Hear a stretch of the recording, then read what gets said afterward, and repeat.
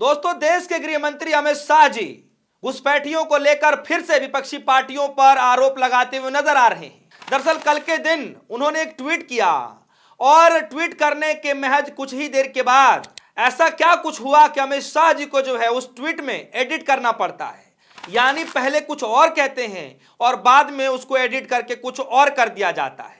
यानी अपने ही बातों में गृह मंत्री अमित शाह जी बुरी तरीके से फंसते हुए नजर आते हैं, जिसको लेकर विपक्षी पार्टियां कह रही हैं कि अपने पैरों में कुल्हाड़ी मारने से कम नहीं है। दरअसल हुआ क्या है, घुसपैठियों को लेकर अमित शाह ने क्या ऐसा आंकड़ा पेश कर दिया है, क्योंकि अमित शाह जी ये कह रहे हैं कि देश धर्मशाला नहीं है, घुसपैठियों को करेंगे डिटेक्ट, डिलीट और डिपोर्ट। विपक्ष की राजनीति पर जमकर बरस रहे हैं अमित शाह जी और कह रहे हैं कि हम घुसपैठियों को जो है डिटेक्ट करेंगे, डिलीट करेंगे और डिपोर्ट करेंगे, क्योंकि चुनाव के तहत जो भी विपक्षी पार्टियां हैं उसमें उनका सहारा रहता है और ये आश्रय लेने का काम करते हैं, आश्रय देने का काम करते हैं, जिसकी वजह से चुनाव में उनको फायदा मिलता है। यानी अमित शाह जी साफ तौर पर विपक्षी पार्टियों को लेकर घेरने की कोशिश कर रहे थे। और यही हाल बिहार के विधानसभा चुनाव होने से पहले, हालांकि चुनाव अभी भी हुआ नहीं है, लेकिन हम देश के गृह मंत्री जी जब गए और किस तरीके जब जनता से पूछ रहे थे, वो कह रहे थे कि घुसपैठियों की बचाने की यात्रा थी। यानी राहुल गांधी जो वोट अधिकार यात्रा कर रहे थे वो वोट अधिकार यात्रा नहीं बल्कि घुसपैठियों की बचाने की यात्रा थी। और यही सेम बात देश के प्रधानमंत्री मोदी जी कर रहे थे, वही घुसपैठियों वाली बात। और सबसे बड़ी बात है दोस्तों कि देश के गृह मंत्री साहब जब कल ट्वीट कर रहे हैं और उसमें जो आंकड़ा दे रहे हैं, सबसे पहले मैं आंकड़ा आपको बता दूं और ऐसा क्या हुआ जिसकी वजह से वो आंकड़ों को थोड़ा सा एडिट करना पड़ा और उसके बाद जैसे ही उन्होंने एडिट किया अपने बातों में ही फंस गए।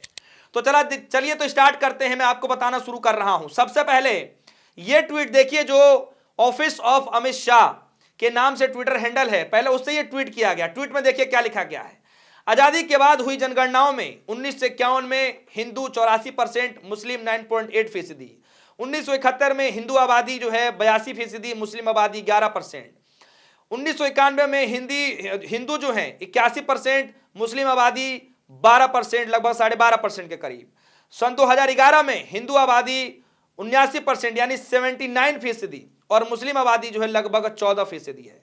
और नीचे क्या लिखा गया है, भारत में मुस्लिम आबादी 24% हो गई है। यह वृद्धि घुसपैठ के कारण हुई है।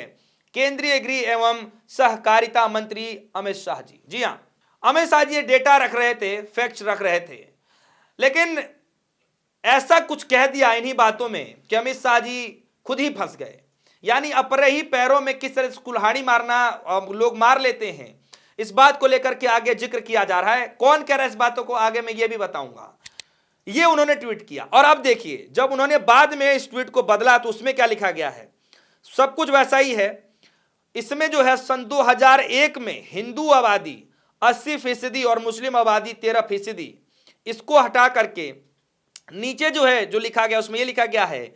और वही वृद्धि दर की बात करें तो सन 2001 सन 2011 हिंदू जनसंख्या में वृद्धि दर 16% यानी लगभग 17% और मुस्लिम आबादी 24% से भी ज्यादा की दर से बढ़ी है। ये अमित शाह जी ट्वीट कर रहे हैं और नीचे क्या लिख रहे हैं, 1951 से लेकर सन 2011 तक जनसंख्या वृद्धि दर में जो असमानता दिखती है उसका प्रमुख कारण है घुसपैठ। केंद्रीय गृह एवं सहकारिता मंत्री अमित शाह जी। ये दूसरी बार उन्होंने ट्वीट किया, यानी पहले ट्वीट को एडिट करके इन्होंने दोबारा इस ट्वीट को किया। अब यहां पर देखिए, यहां पर जो खबर है मैं आपको बताने जा रहा हूं।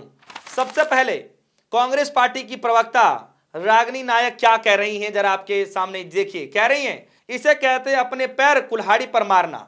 घुसपैठियों ने देश में घुस घुस के मुसलमानों की आबादी आपके कार्यकाल में 10% बढ़ा दी और देश के गृह मंत्री जी आप झुंझुना बजा रहे थे, इसीलिए ट्वीट डिलीट करके भागना पड़ा। यानी ये रागिनी नायक ये कह रही हैं क्योंकि उसमें एडिट किया गया था, शायद ट्वीट डिलीट भी कर दिया गया, हो सकता है कि ये नया भी ट्वीट कर दिया गया उस ट्वीट को डिलीट करने के बाद। इसीलिए रागिनी नायक ये कह रही हैं कि आप कर क्या रहे हैं, आप कर क्या रहे हैं, क्योंकि इस देश में अगर मुसलमान घुसपैठिए कोई घुस रहा है और मुसलमानों की आबादी बढ़ रही है और आपके कार्यकाल में 10% ये आबादी बढ़ जाती है, आप देश के गृह मंत्री हैं, तो आप क्या कर रहे हैं। ये तो बड़ी चिंता जाहिर करने वाली बात है, क्योंकि ये सब कुछ आपके अंडर में आता है और आप ही ये सब चीजें बता रहे हो, फिर ट्वीट में एडिट करना पड़ रहा है, डिलीट करना पड़ रहा है जिस हिसाब से बताया जा रहा है। जुबैर साहब क्या कह रहे हैं, वो बाकायदा आंकड़ों के साथ जो बता रहे हैं, थोड़ा वक्त लगेगा लेकिन ध्यान से सुनिएगा। बता रहे हैं कि भारत में आजादी के बाद हुई जनगणनाओं में 1991 में हिंदू 30 करोड़, मुस्लिम 3.4 करोड़, 1961 में हिंदू 36 करोड़, मुस्लिम लगभग 4.7 करोड़, 1971 में हिंदू 45 करोड़ और मुस्लिम 6.1 करोड़, 1981 में हिंदू 56 करोड़, मुस्लिम 8 करोड़, 1991 में हिंदू लगभग 70 करोड़ और मुस्लिम लगभग 10 करोड़ के अप्रोक्स।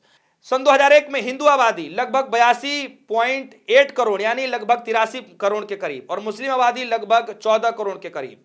सन 2011 में हिंदू 96.6 यानी लगभग 97 करोड़ और मुस्लिम लगभग 17 करोड़। सन 2001 सन 2011 में हिंदू आबादी लगभग 13.8 करोड़ बढ़ी और मुस्लिम आबादी लगभग 3.4 करोड़ बढ़ी। आपके ट्वीट डिलीट किए गए ट्वीट से आप यह कहना चाह रहे थे कि भारत में मुस्लिम आबादी अब 24.6% हो गई है, मतलब जो सन 2014 से 15 या फिर 16% थी, अब वो भाजपा सरकार के 11 साल के राज्य के बाद भी 24% हो गई है। और इसका कारण आप वृद्धि और घुसपैठी बता रहे हैं। तो भाई सरकार किसकी थी? 11 साल तक गृह मंत्री जी क्या कर रहे थे? तो दोस्तों थोड़ा सा वक्त लगा, लेकिन मोहम्मद जुबैर ने जो है बाकायदा आंकड़ों के साथ ये डेटा दिया है। और सबसे बड़ी बात है दोस्तों कि घुसपैठियों का इतना बड़ा जिक्र किया जाता है, हर चुनाव में जिक्र किया जाता है। अभी पश्चिम बंगाल का चुनाव आ जाएगा, बंगाल का चुनाव आ जाएगा, तो उसमें भी घुसपैठियों का जिक्र किया जाएगा। और ये मैं ऐसा होगा, ये मैं फर्स्ट टाइम नहीं बता रहा हूं, हर बार यही होता है। और बिहार में पुरजोर तरीके से घुसपैठियों का मुद्दा बनाया गया। राहुल गांधी वोट अधिकार यात्रा निकाल रहे थे, तो उनकी यात्रा को किस तरीके से गुमराह किया जाए, किस तरीके से जनता के बीच में घुसपैठियों वाला मसला घुसा दिया जाए, भरसक पूरा प्रयास किया गया। और दोस्तों आपको जानकर हैरानी होगी, बिहार पहला राज्य है जिसमें एसआईआर कराया गया और एसआईआर की प्रक्रिया के बाद सबकी नजरें निगाहें फाइनल वोटर लिस्ट में थी कि कितने घुसपैठिए जो हैं, कितने घुसपैठिए, कितने हजार मिलेंगे कि करोड़ मिलेंगे कि लाख मिलेंगे, कितने मिलेंगे घुसपैठिए, वो इस लिस्ट में शामिल हो जाएगा, पता चल जाएगा। और दोस्तों जिस एसआईआर की प्रक्रिया को शुद्धिकरण बताया जा रहा था, फाइनल वोटर लिस्ट आने के बाद भी, फाइनल लिस्ट तैयार होने के बावजूद भी यह आंकड़ा नहीं बताया गया कि एक घुसपैठिया मिला कि 2 मिला कि 2 लाख मिले कि 2000 मिले, कितने घुसपैठिए मिले, यह बताया नहीं गया दोस्तों। यानी उस मुद्दे को गुमराह कर दिया गया, दबा दिया गया, कोई नहीं बताया।